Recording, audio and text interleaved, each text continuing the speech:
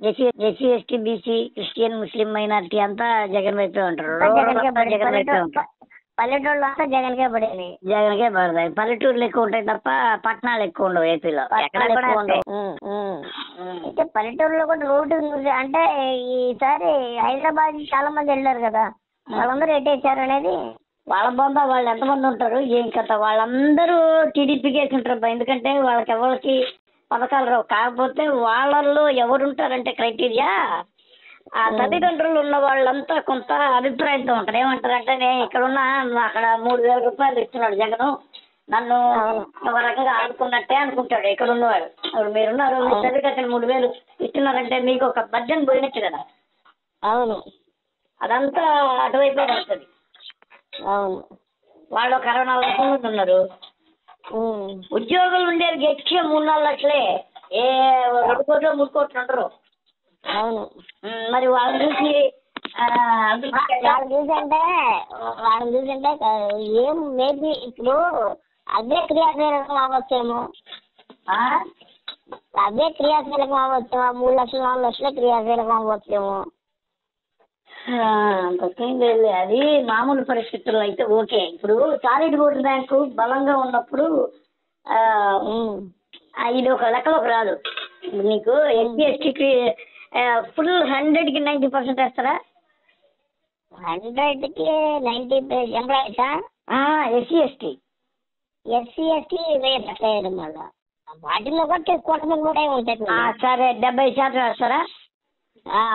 బీసీలో 50-60% అన్నాయిరా. 50-60% వస్తారు బీసీలో.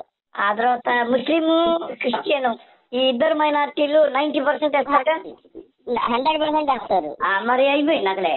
అక్కడ ఆయనకి మిగిలింది కాపుల్లో కూడా ఎక్కువ మంది వేయరు. ఎందుకంటే రంగాన్ని చంపిన చేతులు అని చెప్పి కాపులు అసలు పిఠాపురంలోనే ఆయన గెలిచేది గ్యారంటీ లేదు. పిఠాపురంలో పవన్ గెలుస్తారని కూడా ఉంటాయి మరి. అట అది ఒక లెక్క ఉంటుంది. ఇప్పుడు పిఠాపురంలో అసలు కాపులు అయితే 4 రకాల కాపులు ఉంటారంట.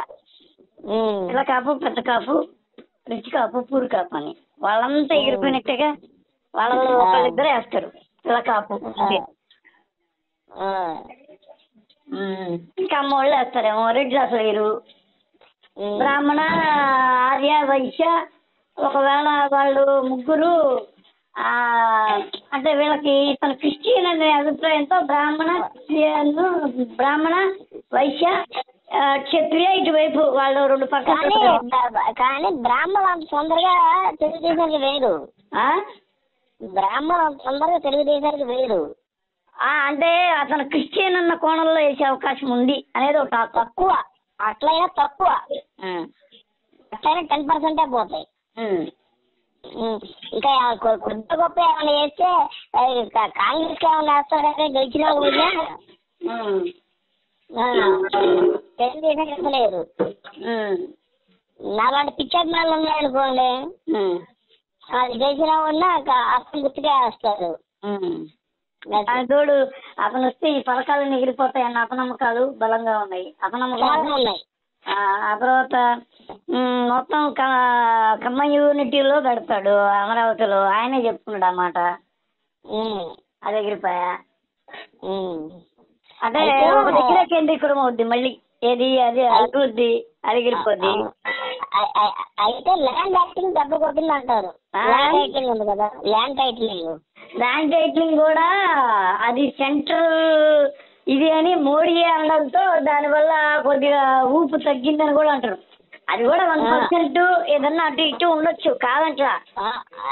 దానికి క్లారిటీ వచ్చింది, చాలా ప్రచారం చేశారు దాని మీద. అయితే ల్యాండ్ యాక్టింగ్ టైటిలింగ్ అనేది చాలా మంచి పద్ధతి. కాకపోతే దాన్ని వైసీపీ వాళ్ళు జనాల్లోకి తీసుకెళ్ళడంలో విఫలమయ్యారు. అవునా? అది చాలా ల్యాండ్ టైటిలింగ్ ఒక ఎంఆర్ఓ విఆర్ఓగా మీకే ఎక్కువ తెలుసుంటారు. అసలు ఏంటి ల్యాండ్ టైటిలింగ్ వల్ల లాభం ఏంటి, నష్టం ఏంటి? అంటే ఇప్పుడు భూమి ఒకటి పేరు మీద ఉంది, అక్కడ దున్నే ఒకటి పేరు మీద చేసుకుంటున్నాడు.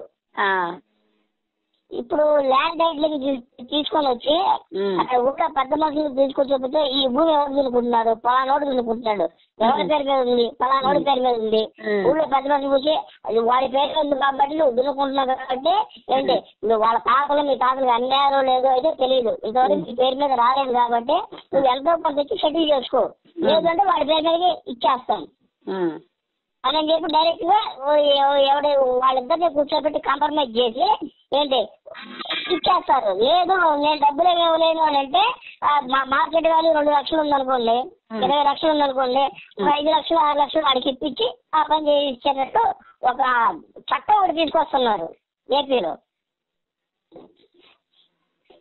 హలో హలో హలో ఆ విధంగా తీసుకొస్తే ఉన్న తగాదాల్లో 80% భూ తగాదాలే ఉన్నాయి. ఆ భూ తగాదాలు మొత్తం చెక్కు అయిపోతాయి. భూ తగాదాలు లేకపోతే నీకు గొడవే లేదు ఎక్కడా కూడా. అది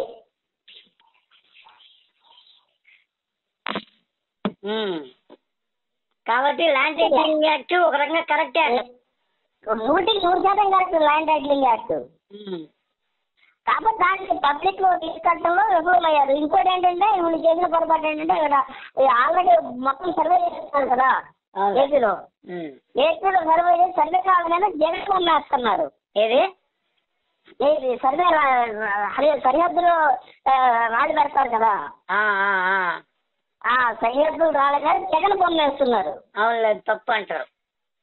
జగన్ బొమ్మ వేయడంలో ఇప్పుడు టీడీపీ వాళ్ళు ప్రచారం చేశారు, ఇదిగో ఆయన సరిగా రాళ్ళ మీద జగన్ బొమ్మ వేసుకుంటున్నాడు, ఈసారి కనుక వస్తే మొత్తం ఈ భూములు మొత్తం జగన్ లాక్కుంటాడు కాబట్టి ఆయన బొమ్మ వేసుకుంటున్నాడు ఆయన ముద్ర వేశారు అని ముద్ర వేశారు. ఆ ముద్ర బాగా ప్రజల్లో నాటుకుపోయింది.